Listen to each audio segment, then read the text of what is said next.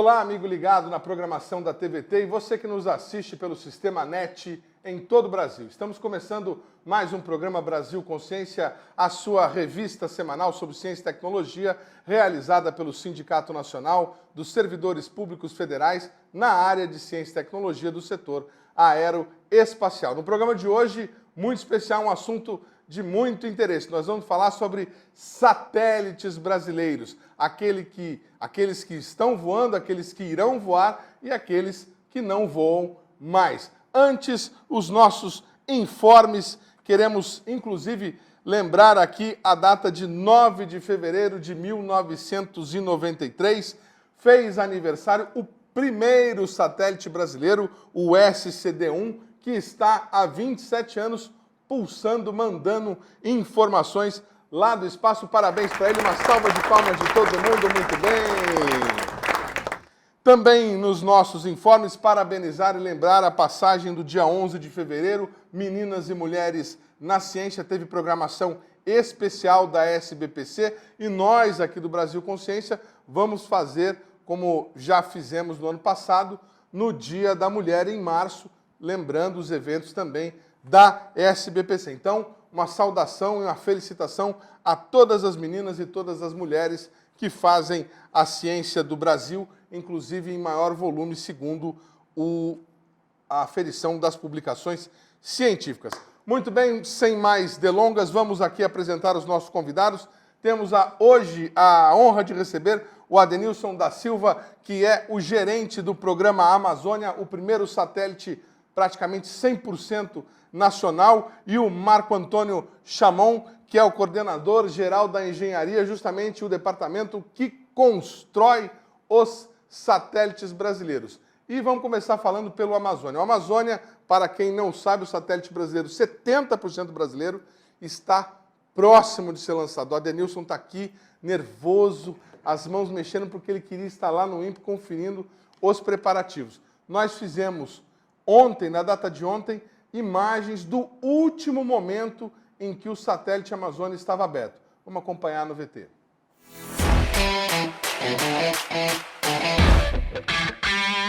Bom, o satélite que vocês estão vendo aqui é o Amazônia 1 FM, é o primeiro modelo desse satélite. A gente já fez a integração do modelo de engenharia.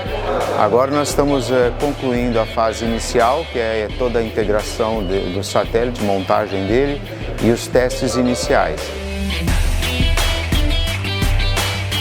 O satélite é dividido em dois grandes módulos. O módulo de serviço, que na verdade é a plataforma multimissão, e a parte de cima, que é a carga útil, onde vão os subsistemas que fornecem os serviços que o satélite foi planejado. A gente está concluindo a amarração final interna do satélite. A cablagem, que tem uma grande dificuldade, porque envolve muitos cabos.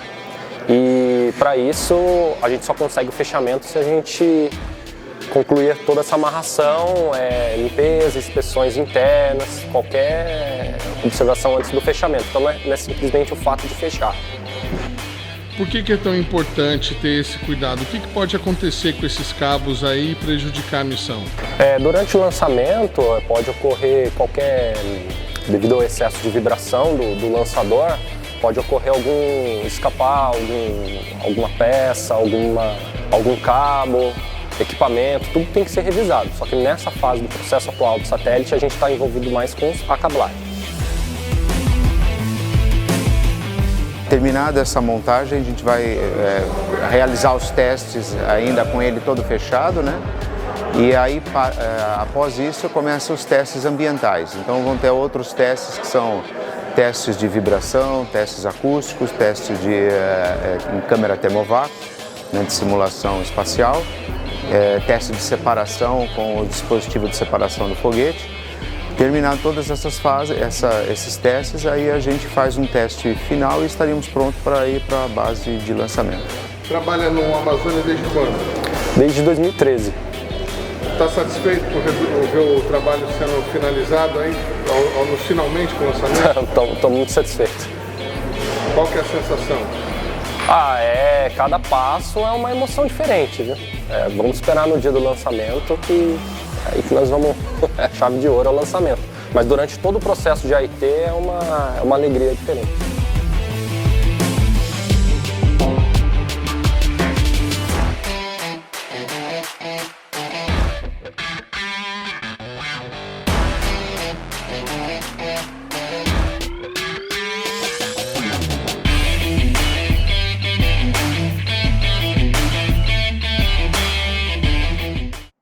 Muito bem, tá aí para vocês as imagens, o momento de fechamento do satélite. Demos uma sorte danada, a gente estava lá no INPE justamente para falar sobre esse assunto, acabamos tendo a oportunidade de flagrar esse momento. O Adenilson, que está aqui, é testemunha ocular da história desse satélite. Eu vou contar por quê.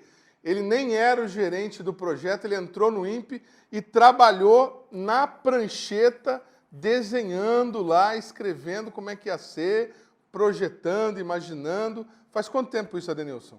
Olha, a gente iniciou esse trabalho com a plataforma Multimissão, né, que é o módulo de serviço do satélite Amazônia 1, e foi por volta de 2002, quando a gente começou a fazer os primeiros estudos e análises da plataforma Multimissão.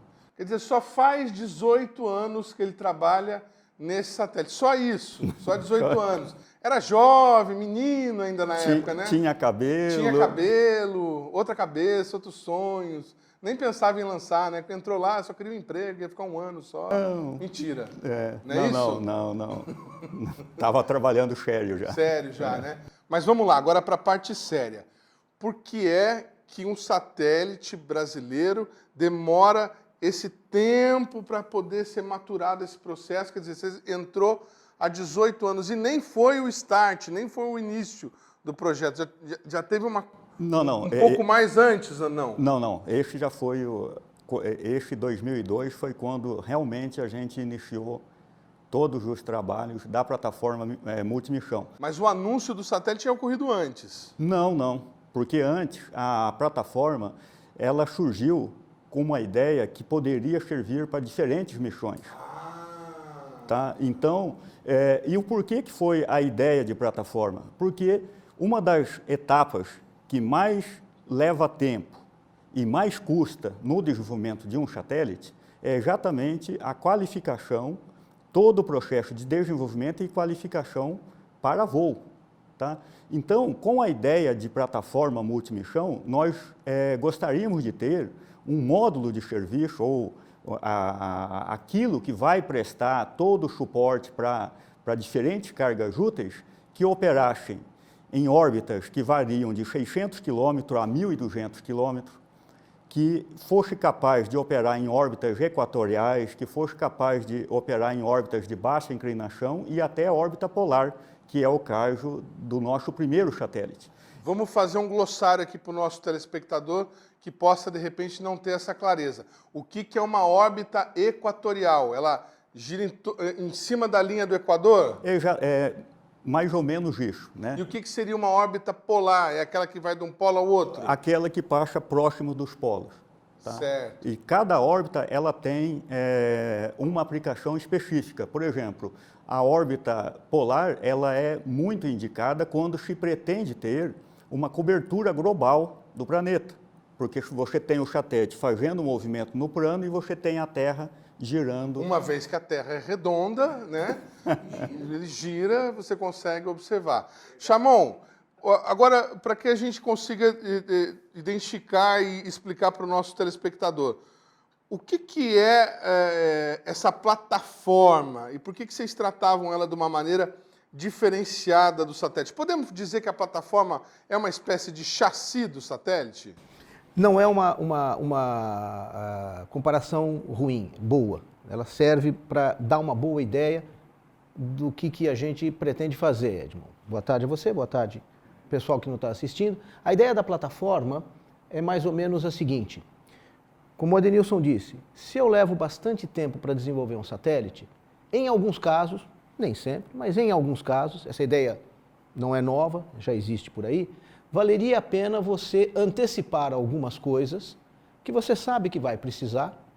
Eu sei que vou precisar de uma bateria, eu sei que vou precisar de sistema de comunicação, eu sei que vou precisar de energia, painel solar. Se tudo isso já tiver mais ou menos na linha de montagem, quando eu quiser fazer um satélite, eu ganho tempo. A ideia da plataforma é, se eu puder concebê-la de maneira que ela tenha uma certa versatilidade, várias coisas possam ser colocadas, vamos dizer, em cima dessa plataforma, eu ganho tempo quando quiser fazer uma missão. Eu gasto mais tempo para fazer o primeiro desenvolvimento. Isso é verdade. Mas uma vez feito, em 2 anos você pode ter um novo satélite. Qual é a ideia da plataforma então? Faz uma espécie de chassi genérico que serve para uma variedade de aplicações, né? Várias altitudes, diferentes tipos de câmeras ou outras coisas que você quer colocar lá. Usa isso como base e, em seguida, dependendo da missão que você quer, olha, eu quero fazer alguma coisa sobre a atmosfera, poluentes na atmosfera, química da atmosfera. Quero fazer imagens de vegetação, para questões de desmatamento ou agricultura. Quero olhar o mar. Então, dependendo da missão que você quer fazer, depois, você coloca alguma coisa em cima dessa plataforma que corresponde a essa sua missão. Você ganha tempo e fica realmente mais barato.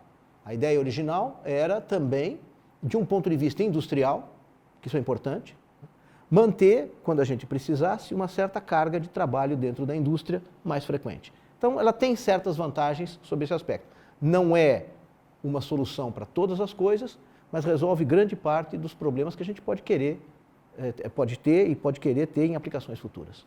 Quando a gente recebe lá na nossa página do YouTube os comentários, a maior parte dos nossos internautas, quem nos assiste e quem nos dá feedback também da programação pela TVT ou pela NET, as pessoas têm ideia, mas aqui no Brasil nada acontece, as coisas demoram, você vê esse VLS que nunca voou, estamos aqui com as imagens dos foguetes já construídos e que voaram, né? Voaram. As pessoas têm essa impressão e não tem, às vezes, o parâmetro de que, por exemplo, lá nos Estados Unidos demorou muito tempo para que eles conseguissem ter algum sucesso. Então, Adenilson, demorou para o Amazônia ficar pronto? Olha,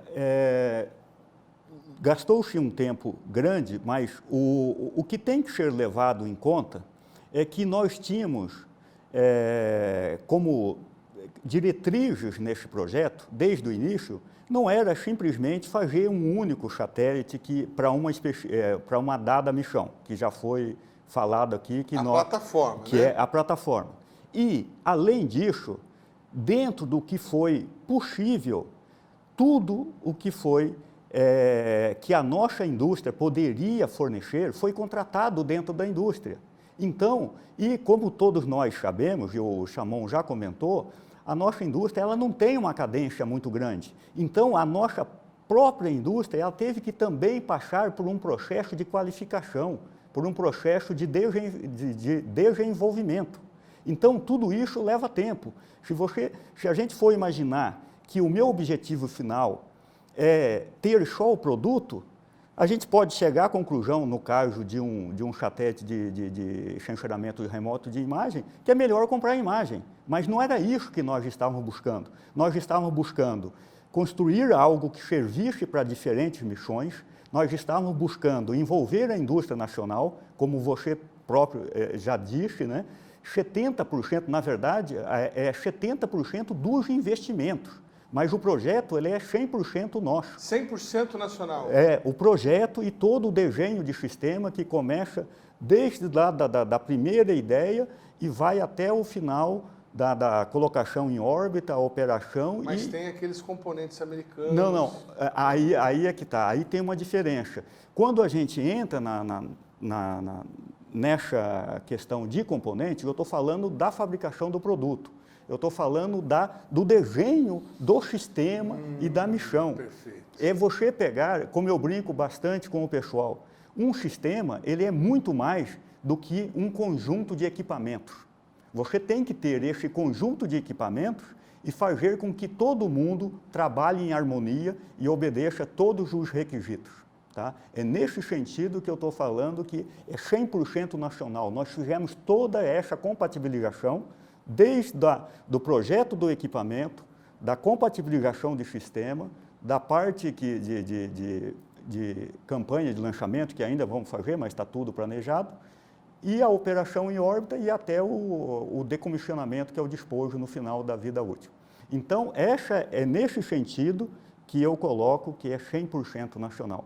Tá? Porque se a gente for olhar na parte de equipamentos, praticamente nenhum país do mundo faz um satélite 100% dele, desde de todo o componente. Nem a China faz isso, pelo menos. Nem os Estados Unidos, que manda fazer na China componente. Pode ser. Então, essa ideia de 100%, ela não pode ser levada no sentido estrito de que cada parafuso, cada componente eu fiz. Isso não existe na área espacial, pelo menos do que é do meu conhecimento. Muito bacana. Você chamou a atenção aí da possibilidade da PMM de colocar uma câmera de acordo com a necessidade. E quem que é esse cara que vocês vão colocar no ar aí? O que ele faz? Para que ele vai servir? O Amazônia 1. O primeiro satélite que é baseado na PMM, o Amazônia 1, que vai ser lançado em 6 meses, é isso? Em setembro? Mais ou menos 6 meses. Agora, ele é um satélite do que nós chamamos de sensoriamento remoto. Sensoriamento remoto é uma expressão ampla para dizer eu estou olhando para a Terra. Esse caso específico de olhar para a Terra é imageamento de vegetação. Tá? Pode servir para a área de agricultura, pode servir para a área de floresta, tem aplicações secundárias na área de hidrologia, pode fazer mapeamento da costa, então ele tem esse tipo de vocação, digamos assim. Cartografia? Alguma coisa de cartografia, mas não vamos ser exagerados, não vou querer puxar demais a brasa para doimar demais a pílula. Ele faz alguma coisa, mas é realmente secundária. Não foi concebido para isso. Qual é a ideia principal dele? Além de qualificar o primeiro projeto nacional, qualificar a própria PMM, o trabalho da indústria, etc., a aplicação dele é tirar foto, ele faz imagens do país, a ideia é fazer imagens do país, não está excluído o imageamento do resto do mundo, ele é perfeitamente capaz de fazer isso, mas há uma primeira aplicação de imageamento do país, territorial, vegetação, alguma coisa de águas interiores, tá? Esse tipo de coisa ele faz. E faz com o seguinte compromisso: eu não vou olhar formigueiro, quer dizer, buraco feito por formiga, não é um satélite de alta resolução, é um satélite de média resolução, a resolução dele está em torno de uns 60 metros. No entanto, ele consegue olhar, a cada vez que ele passa pelo país, uma área muito grande. Acho que o Denilson sabe, isso daí dá o quê? Uns 800 quilômetros? Em torno de 850 quilômetros.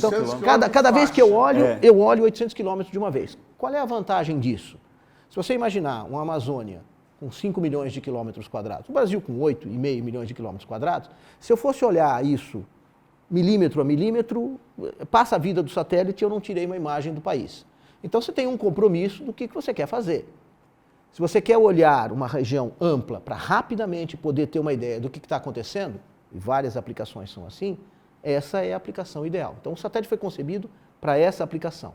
Já a PMM, aquela, digamos chamar, a parte de baixo do satélite, ela foi concebida para outras aplicações. Se algum dia eu quiser, não, eu quero fazer planejamento urbano, onde a resolução tem que ser muito fina, eu tenho que olhar detalhe. Colocar uma super câmera. Uma super câmera lá. Dá para colocar? O Amazônia é para isso? Não. A PMM é para isso? Pode ser.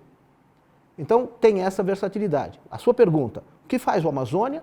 O Amazônia olha áreas grandes com uma resolução média. Ele é muito adequado para essa grande varredura do país, para dar informações sobre a parte agrícola, alguma coisa sobre hidrologia, principalmente vegetação na área amazônica, daí o nome.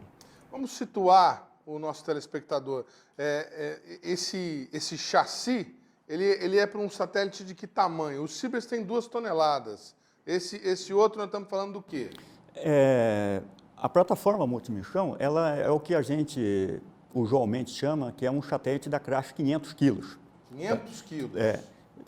Crash, mas na verdade ela vai um pouco além. O Amazônia 1, por exemplo, hoje, praticamente já na configuração de voo, né, com todos os cabos ali, ele está com 640 quilos. Mas, no caso de alguma missão, por exemplo, Até 700 quilos, a gente não tem nenhuma dúvida de que podemos pegar a plataforma do jeito que está hoje e colocar um módulo de carga útil de mais ou menos uns 350 quilos, 360 quilos. Essa é a classe para a qual ela foi qualificada. Mas, de novo, não significa que se tiver algo um pouco acima ou com algum requisito que não tenha sido testado antes, não significa que ela não possa ser usada. Significa que eu vou ter que olhar as análises e verificar se eu tenho margem para aceitar, por exemplo, mais marcha ou até melhorar apontamento ou algum outro requisito que possa ser necessário. E quando vai ser o lançamento? Você responde depois do intervalo, nós voltamos num instante só, não sai daí.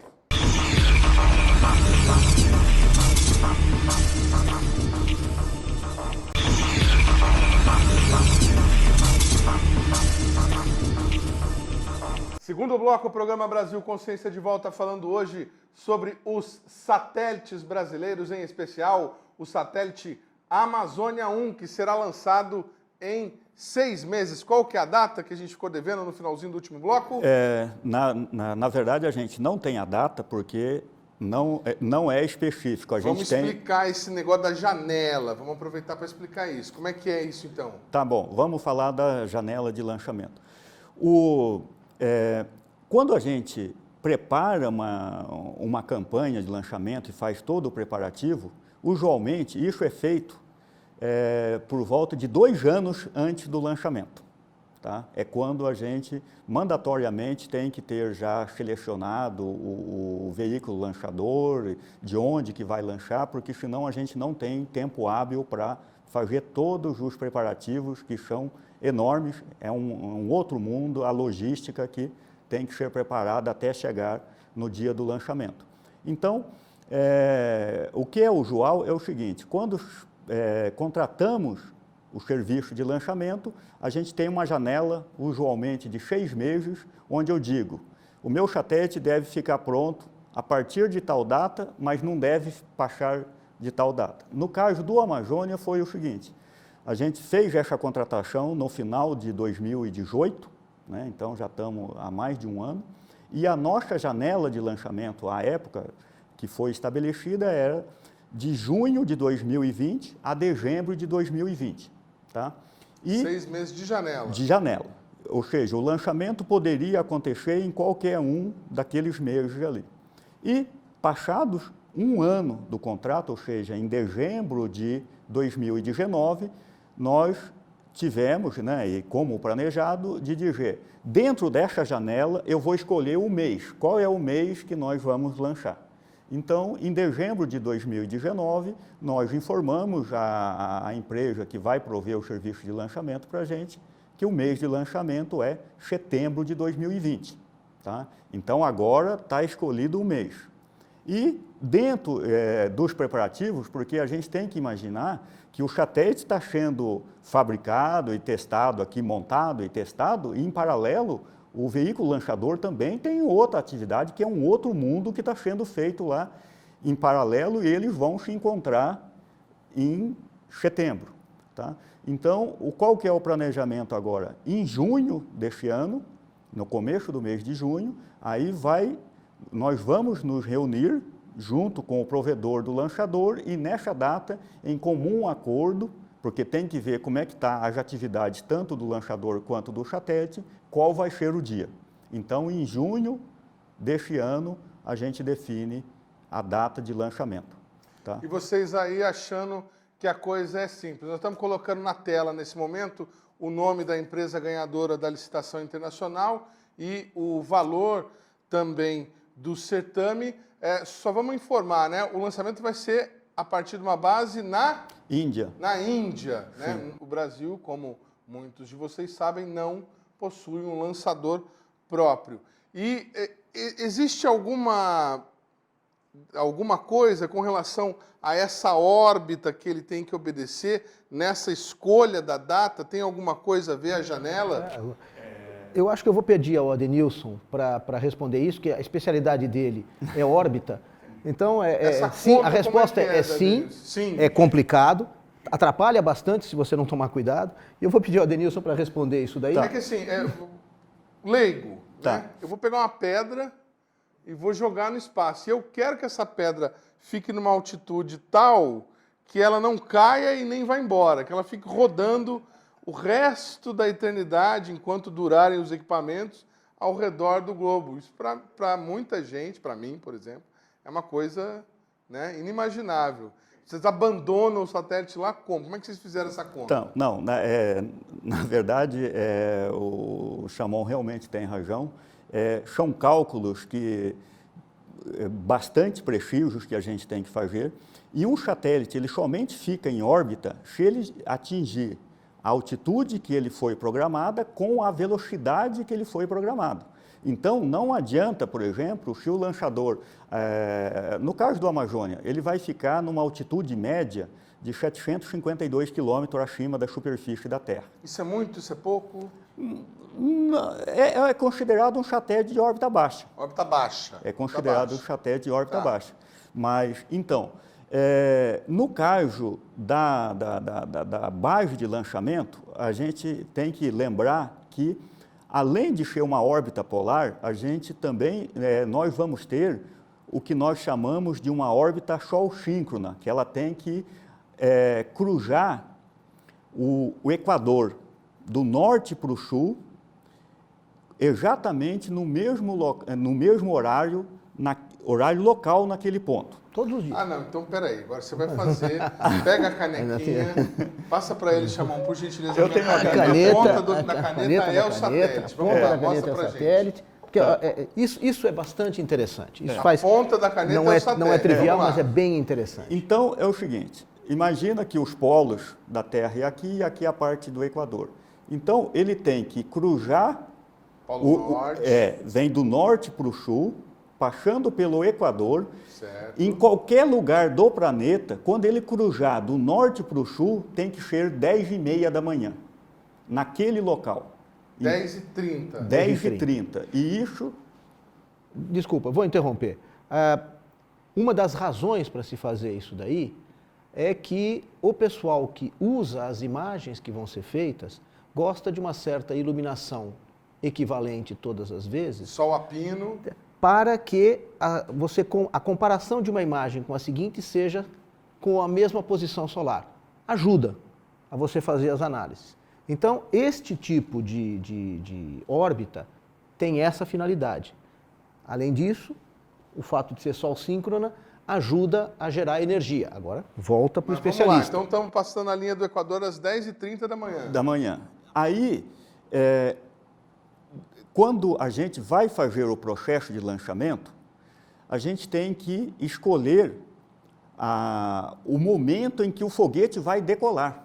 Sim. E isso depende da latitude De onde ele está. de onde que está a base. Então, você perguntou se tem algum vínculo. Tem um vínculo temporal. Dependendo da latitude aonde está a base de lançamento, o foguete tem mais ou menos 15 minutos para decolar. Se ele não decolar naquele período de 15 minutos, você tem que ir para o dia seguinte. Então, a cada dia, você tem uma janela de mais ou menos 15 minutos para ele sair da base, de forma que ele passe o mais próximo possível das 10h30 da manhã, cruzando o Equador. Ah, mas 15 minutos tá bom demais, pela precisão de 10h30 que vocês estavam. Eu pensei que se o operador lá esquecesse de apertar o botão, pronto, o satélite sai 1 segundo depois, já não Tá, vai. não. Tá fácil. Então, 15 minutos a tempo. Porque, na verdade, também tem um outro ponto. O veículo lançador, ele utiliza motores muito grandes, comparado com os motores que estão no satélite. Então, usualmente, a gente não pede ou não especifica para o veículo lançador colocar você exatamente na órbita nominal. A gente pede para colocar, usualmente, um pouco abaixo. Por quê? Porque, utilizando os motores do satélite, que são muito mais precisos, eu faço o satélite chegar na órbita nominal usando os próprios motores. Então, é por isso que eu tenho essa flexibilidade de mais ou menos uns 15 minutos, porque o veículo lançador não vai te deixar exatamente na órbita nominal, ele vai deixar um pouco abaixo. E aí, durante o período de LEOP, que a gente chama, que chama as operações iniciais de órbita, a gente faz esse ajuste e bota ele na órbita nominal. Muito legal. Devolve minha caneta, hein? Bom, O Ciber está fazendo isso agora. agora, essa PMN, Plataforma Multimissão, PMM, ela pode receber um satélite SAR? Vocês estão fazendo um estudo aí com a Agência Espacial É verdade. para tentar retomar essa parceria? Então, vamos por partes aí. Primeiro, o SAR é um satélite radar. Né? A gente está acostumado com a sigla, não sei se todo mundo está. A sigla está em inglês, Synthetic Aperture Radar. É um radar de abertura sintética. Basicamente é o seguinte, é um radar, todo mundo sabe o que é radar, a maior parte já foi multado por causa dele. O radar, ele pode Só um ser parênteses. embarcado... Se você ainda não foi multado, mande um e-mail para nós que eu quero te conhecer. Pode continuar, Fato. por favor. Então, o radar pode ser embarcado num satélite e, por meio de técnicas que não são tão modernas, começaram nos anos 60, a gente pode fazer imagens com o radar.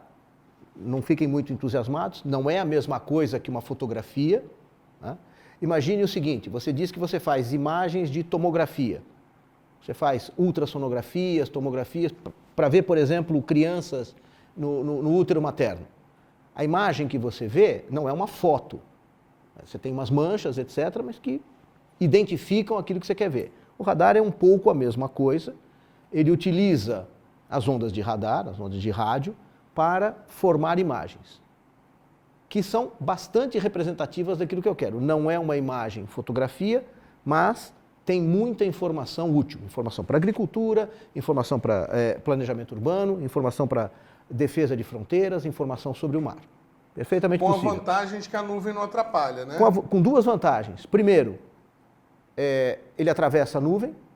E você sabe que o Brasil é uma região que tem certas regiões no norte do país que nunca foram fotografadas, estão eternamente cobertas.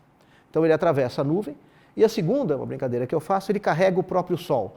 O que eu quero dizer, como ele emite uma onda de radar, eu posso fazer imagem à noite. Então o radar tem muitas vantagens.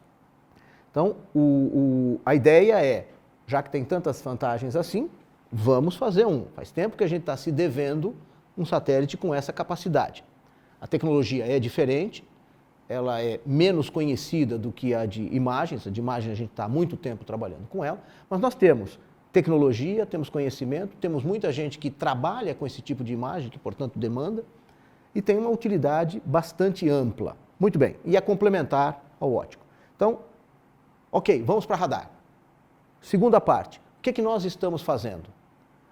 No passado, lá pelo ano 2000, mais ou menos, um pouquinho depois, nós começamos um trabalho com o pessoal da Alemanha, né, o equivalente de uma agência espacial alemã, o DLR, para fazer, em conjunto, um satélite radar. Com essas ideias, tirar foto, de radar, etc. Tá bom. O projeto não foi para frente, por questões principalmente de financiamento, custa caro fazer esse tipo de coisa. Os dois países, não foi apenas o Brasil, os dois países tinham as suas prioridades e as suas dificuldades, o projeto não andou. Mas nós avançamos bastante, fizemos muitos estudos e concluímos muita coisa sobre as aplicações, etc. Passado 20 anos, então, mais ou menos, né, o pessoal resolveu retomar esse projeto e dizer o seguinte, o que é possível aproveitar desse projeto, daqueles estudos iniciais, para avançar em cima dele. A Agência Espacial Brasileira encomendou ao INPE um estudo, criou um grupo de trabalho, na realidade bastante amplo, encomendou um estudo dizendo o seguinte, escuta, lembra aquilo que nós fizemos lá atrás? Se a gente quisesse retomar, o que é que precisa atualizar? Afinal de contas, em 20 anos a tecnologia mudou bastante. Então nós fizemos um estudo de atualização. Em linhas gerais vai custar quanto? Em linhas gerais, eu lhe digo quanto vai custar daqui a pouco. Eu vou mentir um pouco para baixo, porque assim eu vendo melhor a ideia. Mas basicamente nós refizemos o estudo, não é mais com a Alemanha, não necessariamente, quer dizer, o estudo é só nosso, baseado num trabalho que já foi feito, nós refizemos o estudo, esse estudo é apenas nosso, não impede que a gente tenha uma cooperação internacional, com a Alemanha ou com qualquer outro, isso pode acontecer, mas o estudo era um estudo nosso. Entregamos esse estudo no final do ano passado para a Agência Espacial Brasileira e eles disseram, olha, gostei do estudo, legal, bacana, agora então vamos fazer o seguinte, vocês fizeram um estudo de um mês só para ver se o objeto para em pé. Quer dizer, é possível fazer isso aqui? É. Então agora vamos fazer um estudo mais longo para avançar em direção a fazer efetivamente esse satélite. Aí vai precisar de mais tempo investido, mais dinheiro, e aí a gente começa realmente a fazer o satélite, que é o que se pretende fazer este ano. Então, com base num primeiro estudo, que vamos chamar de exploratório ou de viabilidade, a gente vai iniciar uma campanha sobre esse satélite. Como é que ele é? A nossa pretensão é que ele seja usando o PMM. A ideia é exatamente essa. Eu já tenho todo o desenvolvimento da PMM, então toda essa parte... Já vai estar certificado em voo. Já vai estar certificado em voo, não vou precisar me desgastar enormemente para desenvolver tudo de novo, então já ganhei. E a partir daí eu só preciso me preocupar com a tal da carga útil, que ou seja, o radar, que não é trivial de fazer, uma cooperação até que valeria a pena. Depois eu conto quanto custa. Não vai falar agora? Não vou falar agora? Gente? Ah, tá bom, então vamos lá. Se você quiser reproduzir uma plataforma multimissão, uma PMM, se você me disser, Chamon, eu sou um bilionário, gostaria de assinar um cheque, você me dá uma PMM, quanto custa? Uns 40 milhões de dólares. Errei muito? Não. Um pouco menos, Pouco 45, menos. 35, entre 35 e 45. O problema é que a gente tem dólar, porque como o dólar Vamos flutua... colocar em 35 milhões de dólares. Aí você fez a PMM, não serve para nada, porque você tem que botar alguma coisa em cima. Vamos supor que você gaste mais uns 40 milhões de dólares para fazer o radar que vai em cima. Útil. A carga útil. útil. 80 milhões de dólares. 80 milhões de dólares. Aí você precisa, tem mais um dinheiro, porque você precisa juntar todas as coisas. Aquele laboratório que vocês viram nas imagens, tem um custo para operar aquele laboratório e montar. O satélite fica praticamente um ano no laboratório sendo integrado e testado e montado, etc. Então há um custo sobre isso daí, que é da ordem de uns 10% do valor da missão, então ponha mais 10% em cima disso daí. Aí você tem que lançar o satélite. Vamos imaginar que ele tenha mais ou menos o tamanho do Amazônia, um pouco mais, um pouco menos, e vamos utilizar o mesmo número. Esse número é público, o Amazônia custará 25 milhões de dólares para ser lançado. Então, soma 25 milhões de dólares. Com mais os 10% que você colocou. 8, nós vamos para 32 milhões. Com 80, nós estamos chegando num custo aproximado de 113 milhões de dólares. Então, vamos dar aquela arredondada para 200? Não, claro que não. Então, aí você tem, sei lá, você espera que o satélite dure uns 5 anos em órbita. Obviamente, você tem que controlar o satélite em órbita, tem todo esse aparato, você vai colocar mais um tantinho aí, talvez a gente chegue nos 130 milhões de dólares para a operação completa ao longo de 5 anos, grosseiramente falando. É bastante dinheiro? Aí isso depende. Os satélites que a NASA faz... Custam muito mais. Começam em 350, 400 milhões de dólares. Então, a questão é o seguinte, independente do que a gente faça, a área espacial é uma área cara. Tá? O retorno dela eu acho fantástico, porque nós utilizamos muito a indústria nacional, esse dinheiro vai ficar aqui no país, uma boa parte dele, a gente usa muito a indústria nacional. Se nós fizermos, como é o caso que nós fazemos o Cibers, talvez você fale dele depois, nós faremos em uma parceria. Se você fizer uma parceria, os custos caem, obviamente, porque você divide. Então, existe vantagens em você fazer isso. Além do fato, e aí eu termino, de que isso te dá autonomia sobre um satélite. Você terá suas imagens de onde você quiser, quando você quiser. Muito bem. Bom, não faz tanto tempo assim, a gente entrevistou o ex-diretor do INPE, Ricardo Galvão, e ele nos disse lá na sala dele que estava tudo certo com os chineses para fazer um satélite SAR sobre a PMM, que seria a continuidade do programa Cibers. Agora, o novo diretor disse que as coisas não são bem assim. Esse estudo que vocês estão fazendo é para substituir esse projeto com os chineses? Você responde daqui a pouco, nós vamos para um rápido intervalo e a gente volta já já. Um instante só, não sai daí.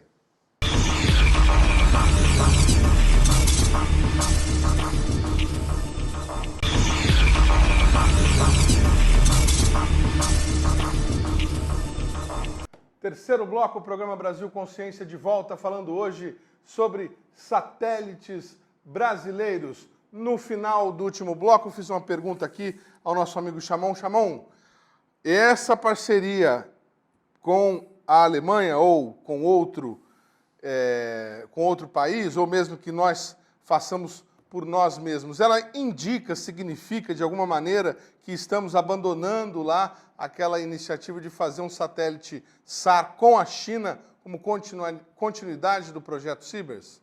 Não necessariamente. Os trabalhos para um satélite em conjunto com a China, esses estudos para esse satélite em conjunto com a China foram feitos por nós em 2018.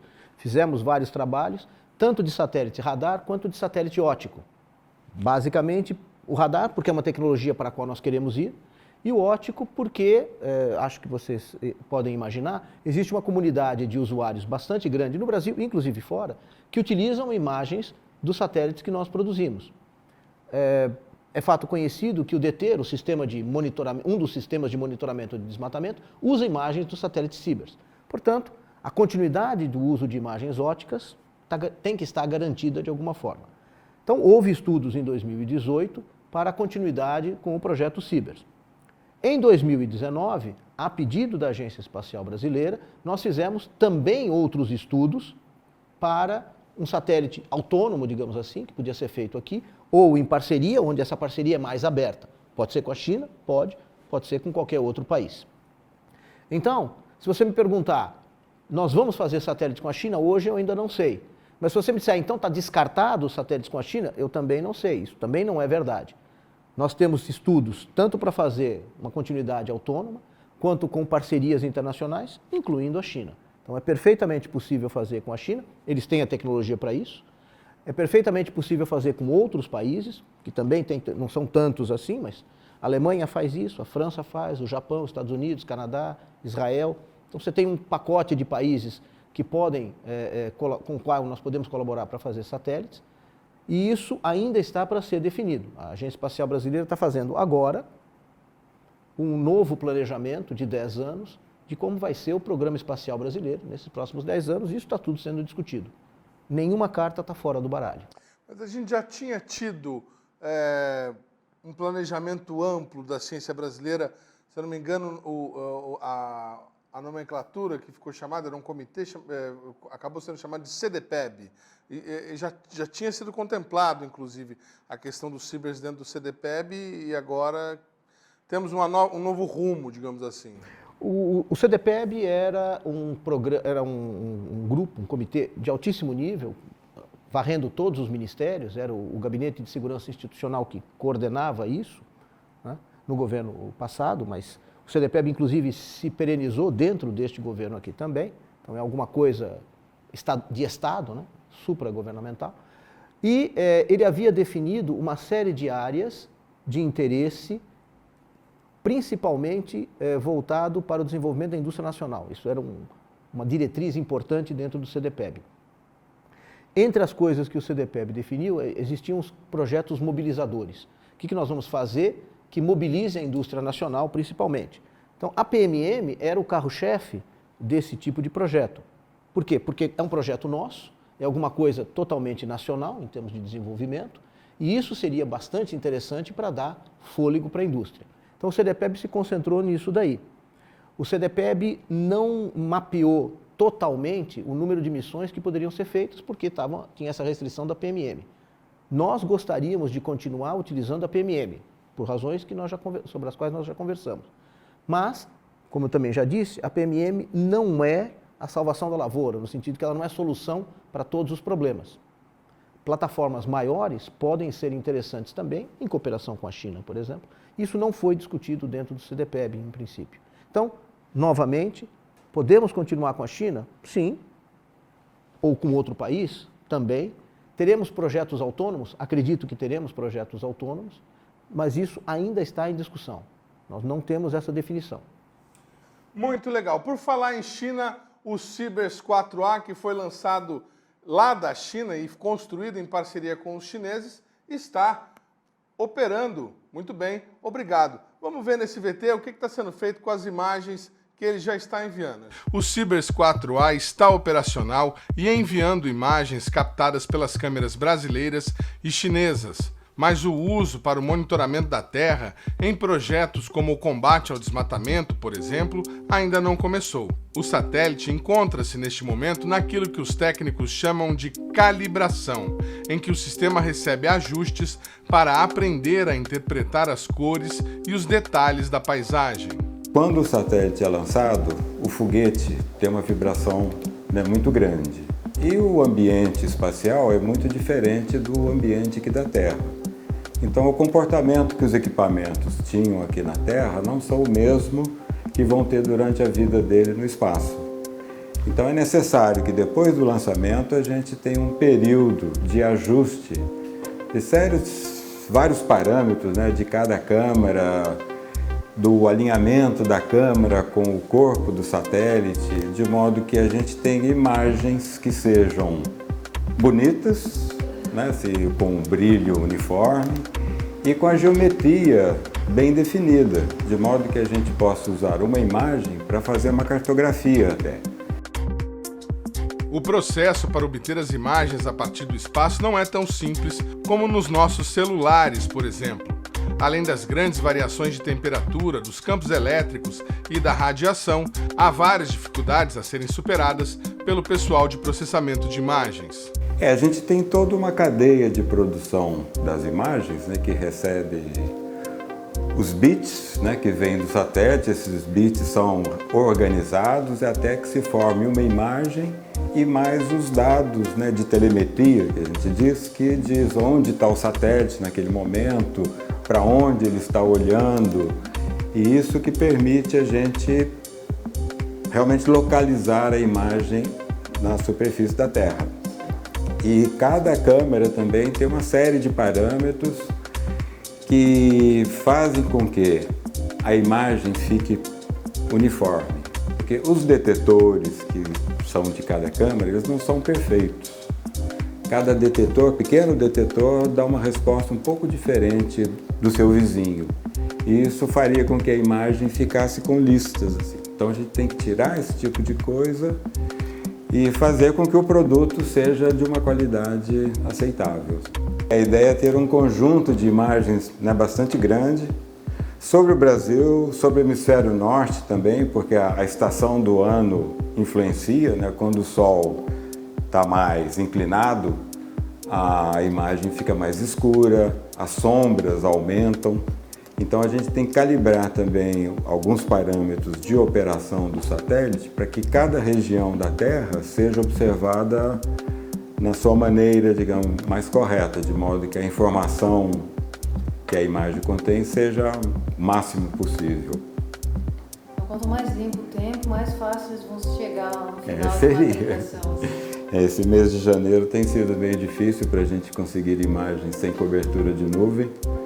Mas a ideia é essa. Então a gente está fazendo gravações também sobre a África, sobre a Europa, sobre os Estados Unidos, para ter tanto imagem obtida durante o inverno e durante o verão.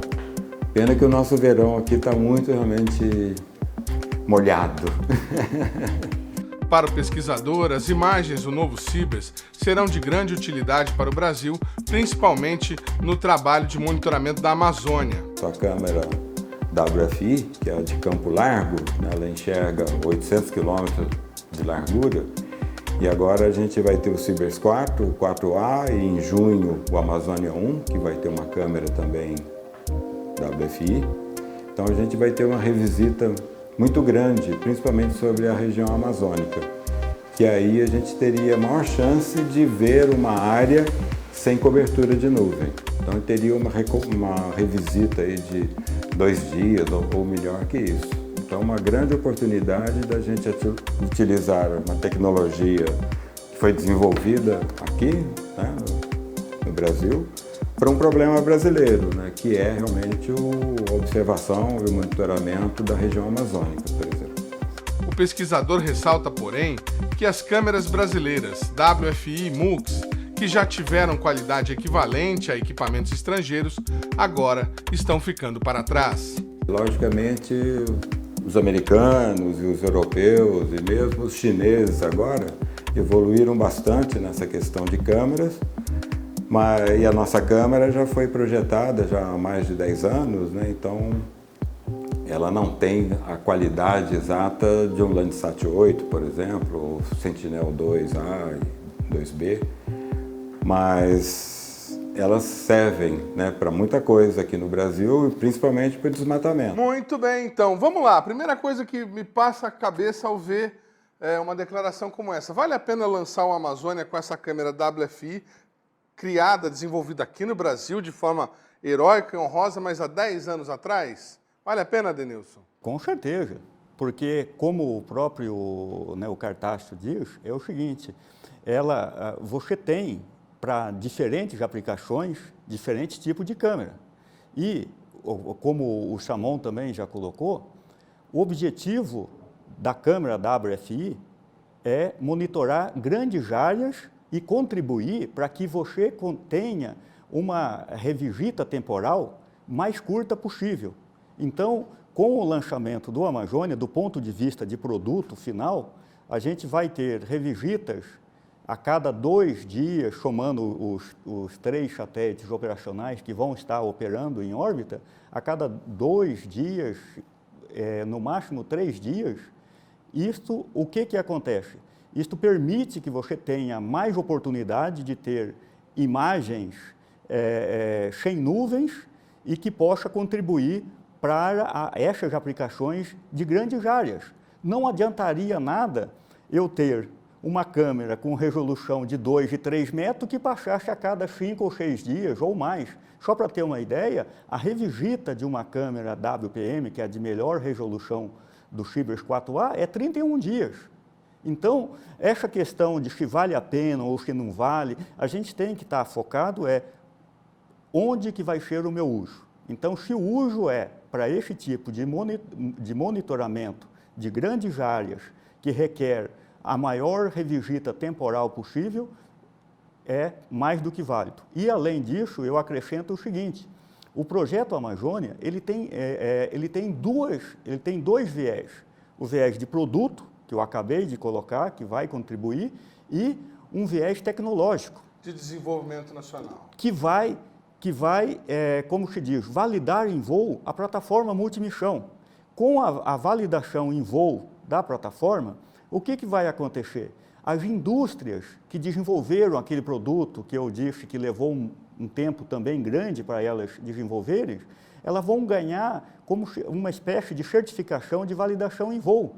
E elas podem buscar outros mercados além do mercado do governo, como já ocorreu, e não conseguiram vender os equipamentos porque não tinha a validação em voo. Pode acontecer da SpaceX receber uma encomenda lá de um satélite de 500 quilos e ligar aqui para o Jadir ou para você e falar assim, eu estou precisando de uma PMM aí, manda para mim. Sim, ou até mesmo, pelo correio, ou até mesmo equipamentos, subsistemas, porque a gente sabe que o custo de produção do Brasil é mais barato do que um americano, do que um europeu. Então, não adianta, se a gente não tiver esse ciclo fechado, que é o produto final do Amazônia, que é as imagens que eu já coloquei, e a validação da PMM, a gente está faltando alguma coisa. Então, eu diria que, no sentido global, o Amazônia 1 faz muito sentido e vai ter muito o que contribuir para o Programa Espacial Brasileiro. Chamon, vamos tentar explicar para quem está em casa,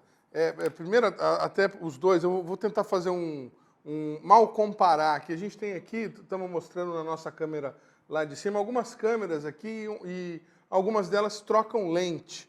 A gente pode mal comparar essa história do satélite aí, da resolução espacial com as nossas lentes. A gente tem uma lente aberta, né, uma lente 10-22 que abre bastante, mostra bastante, mas ela não vai ao longe. Aí a gente tem uma 70-200 que ela não mostra muito, mas ela consegue buscar o passarinho lá na árvore. Seria mais ou menos isso? Ou não? Dá para Tem muito disso. As tecnologias são diferentes, etc., mas para uma comparação, para a gente poder entender qual é o espírito, né, do imaginamento, a ideia seria mais ou menos essa. Existe um compromisso que você tem que fazer entre aquilo que você consegue olhar em termos de uma grande faixa e aquilo que você consegue olhar em termos de detalhe, precisão. É possível olhar faixas cada vez maiores, com precisões cada vez melhores, que seria o ideal, todo mundo gostaria de ver tudo com muito detalhe? Em princípio é teoricamente possível, mas é inútil. Se você quer ver a região amazônica inteira, você está interessado em grandes fatores, você não está interessado em contar folha. Então, se você tivesse uma câmera que olhasse a Amazônia inteira contando folha, ela seria inútil, não é o que você quer. Então, uma das coisas importantes no programa espacial, e muitas coisas, mas no programa espacial é a ideia de missão. Basicamente é aquela pergunta, exatamente, o que você quer? O que eu quero fazer? O que você quer fazer? Ah, não, é o seguinte, eu quero monitorar agricultura, para saber quanto vai ser a safra. Uma pergunta extremamente importante. Então, se você está em um país no mundo que é pequenininho e que as plantações estão em regiões pequenas regiões diferentes, então você vai ter um determinado tipo de câmera mais adequado a isso. Se você quer olhar soja no centro do Brasil, não é essa a solução adequada. A solução adequada é o monitoramento mais amplo, de campo largo. Eu quero saber quanto tem ali, e ali tem hectares e hectares plantados. Então, a questão importante é o que é que você quer ver. Você quer, por exemplo, proteger a fronteira do Brasil. Extremamente importante. Então, você quer ver, por exemplo, movimento de tropa, movimento de caminhões ou coisa parecida passando na fronteira. Então, você tem que ter capacidade para olhar aquilo. Só que você não precisa olhar a Amazônia inteira, você vai olhar uma pequena região. A aplicação é completamente diferente. A PMM pode fazer as duas coisas? Pode, mas não no mesmo satélite. Quando você faz um satélite para olhar a faixa larga, você olha o largo, aí você faz um outro satélite para olhar aquilo que é pequeno. Tem soluções alternativas? Tem. Imagine que você consiga ver uma área restrita, mas você ponha vários satélites. Cibers 4, 4A e Amazônia. Você vê muitas vezes a mesma área, ou áreas colocadas justapostas, então você consegue varrer grandes áreas rapidamente com uma resolução boa, que te dá a informação que você precisa. No caso das imagens de satélite, tem ainda a diferença da questão de cobertura de nuvens, que aí é uma questão de oportunidade. A nuvem, você não controla, ela vai para onde ela quer, o satélite ele passa sempre nos mesmos horários. Então, se você tem vários satélites passando em momentos distintos, você tem mais chance de pegar aquela região sem nuvem. Então, as soluções para aquilo que você quer são variadas. E a pergunta que se deve fazer antes é: qual é o meu problema? É inútil você vir com a solução sem saber o problema. Não é como comprar um smartphone que você compra o mais moderno, que tem a melhor câmera, o melhor processador. Não, você precisa de um específico que faça... E 6 meses depois você joga fora e compra o seguinte. Bom, se você tiver dinheiro para isso, porque não está muito barato essa brincadeira. Mas a questão é justamente essa. Satélite leva tempo para fazer e custa bastante caro. Seja muito preciso naquilo que você precisa do satélite. Seja muito claro. Estamos terminando. Acabando o nosso momento aqui, só para a gente explicar, revisita. Eu tenho um que vai estar voando lá em órbita polar, que é o Amazônia, né? E o Cibers... Não, também polar. Todos são órbitas... Todos são polar. Levemente deslocados. Um pouquinho para lá, um pouquinho para cá. Então vai passar um, no dia, 2 dias depois vai passar outro. Eles passam todo dia. O que acontece é... O local que ele passa. É, a longitude que ele vai passar. Ok. Tá? Imagina que você tem... Então um está passando na costa brasileira, o outro está passando um pouco mais para o interior. Pode acontecer. É exatamente isso aí. E aí, poucos, ou na órbita seguinte, ou no dia seguinte, ele vai passar exatamente aonde o anterior passou. Então, com isso, você aumenta a oportunidade de ter uma boa imagem para aquilo que você está querendo estudar. Ou seja, se você está lá nesse momento na Amazônia pensando em desmatar um campo, vai ter um satélite passando aí 2, 3 todo dia, então cuidado. Este foi o Brasil Consciência de hoje, nós estamos ficando por aqui, mas você que nos acompanha pela internet pode continuar acessando o nosso conteúdo na nossa página, está aí para você na tela nesse momento. Você que tiver curiosidade de conhecer o conteúdo produzido pela rádio do SINDCT, cultura, música, entretenimento, deve acessar a nossa página no Facebook, que está aí para você também na tela. Muito obrigado pela sua companhia, pelo carinho da sua audiência e a gente volta semana que vem com mais conteúdo inédito para você. Tchau!